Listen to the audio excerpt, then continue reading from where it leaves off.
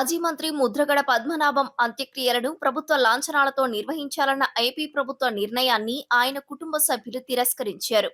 ముద్రగడను బతికున్న సమయంలో ఎన్నో రకాలుగా అవమానించారని, ఇప్పుడు అధికారిక గౌరవాలు, సానుభూతి అవసరం లేదని కుటుంబ సభ్యులు తెలిపారు.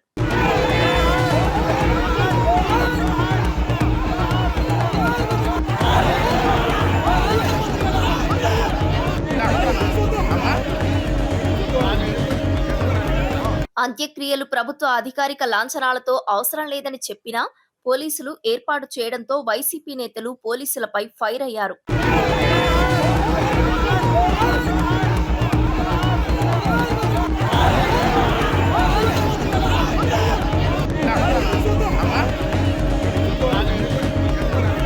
వైసీపీ నేత అంబటి రాంబాబు, జక్కంపూడి గణేష్లు వద్దని చెప్పినా ఎందుకు మీరు ఇలా చేస్తారని పోలీసులపై ఫైర్ అయ్యారు. మార్గం అని చెప్తున్నా చంద్రబాబు నాయుడు గారు, మీరు చనిపోయినటువంటి ముద్రగడ మీద కూడా మీరు ఆయన కోరిక తీర్చుకోకుండా కక్షబట్టి వ్యవహరిస్తున్నారే, దీనికి మీరు మూల్యం చెల్లించక తప్పదని కూడా ఈ సందర్భంగా నేను చెప్పదలుచుకున్నాను. ముద్రగడ పద్మనాభం ప్రజల నుంచి దూరమైన చనిపోయిన ప్రతి వాడి గుండెల్లో, పట్టుదల ఉన్నవాడి ప్రతి వాడి గుండెల్లో ఉంటాడు. పట్టుదలతో పనిచేసినటువంటి ఒక మహానుభావుడు, ఇది స్పెషల్ క్యారెక్టర్, అరుదైన వ్యక్తి. అలాంటి వ్యక్తి ఈ రాజకీయాల్లో ఎప్పుడు లేడు ఇంతకు ముందు. ఈయన తర్వాత అలాంటి పట్టుదల గల నాయకుడు, సిన్సియర్ నాయకుడు వస్తాడని కూడా నేను అనుకోవటం లేదు. చాలామంది అంటున్నారు ఆయన పేరు మార్చుకున్నాడండి, రెడ్డి మార్చుకున్నాడండి. ఏ తప్పేంటి? శభాష్ అంటా నేను. సంగీత వెంకటరెడ్డి గారు తెలుసా మీకు? సంగీత వెంకటరెడ్డి గారు తెలుసా? ఆయన చిరకా పనివాళ్ళు, మాతో పాటు ఎమ్మెల్యే చేశాడు, మంత్రి చేశాడు. ఆయన పేరే సంగీత వెంకటరెడ్డి. ఆయన అందరూ చినకా పనేవాళ్ళు. ముద్రగడ పద్మనాభం గారు ఒకానొక సందర్భంలో పట్టుదలలో ఎలాంటి గొప్ప వ్యక్తో నేను చెప్తా.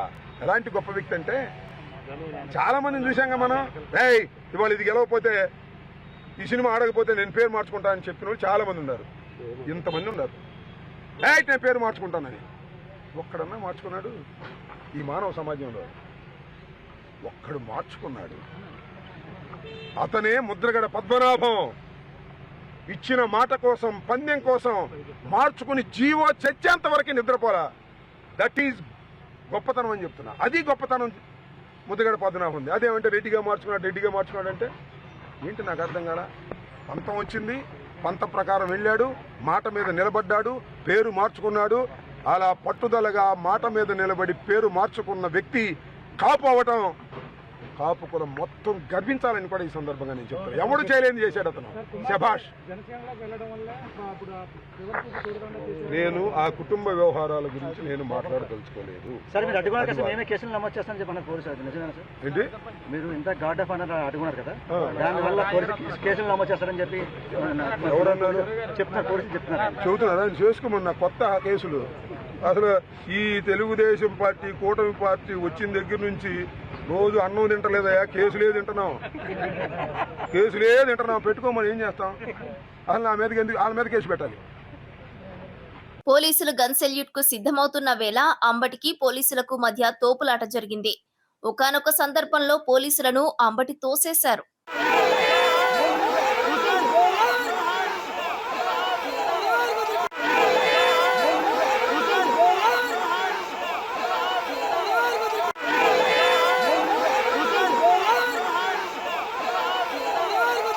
అటు కిర్లంపూడిలోని ముద్రగడ ఇంటి ఆవరణలోనే ఆయనకు అంత్యక్రియలు నిర్వహించారు.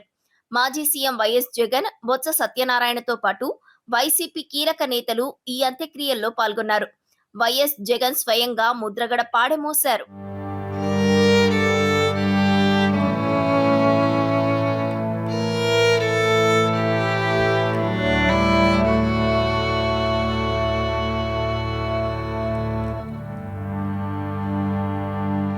అంతకుముందు ఆంధ్రప్రదేశ్ ప్రభుత్వం ముద్రగడ పద్మనాభం అంత్యక్రియల్ని అధికారిక లాంఛనాలతో నిర్వహించాలని నిర్ణయించింది. ముఖ్యమంత్రి చంద్రబాబు డిప్యూటీ సీఎం పవన్ కళ్యాణ్ తో ఫోన్లో మాట్లాడి ఈ నిర్ణయం తీసుకున్నారు.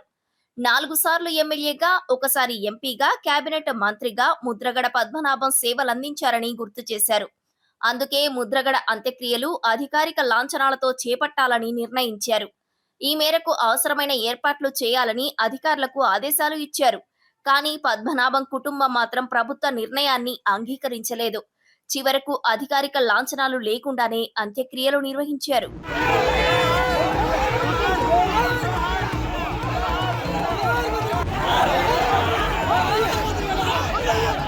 ఉంటే మీరెందుకు వచ్చి మోగిస్తారు? అది అవసరం మాకు వద్దు బాబు అని కుటుంబం చెప్పారు. అయినా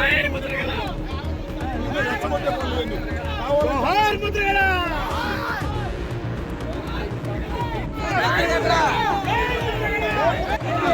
జై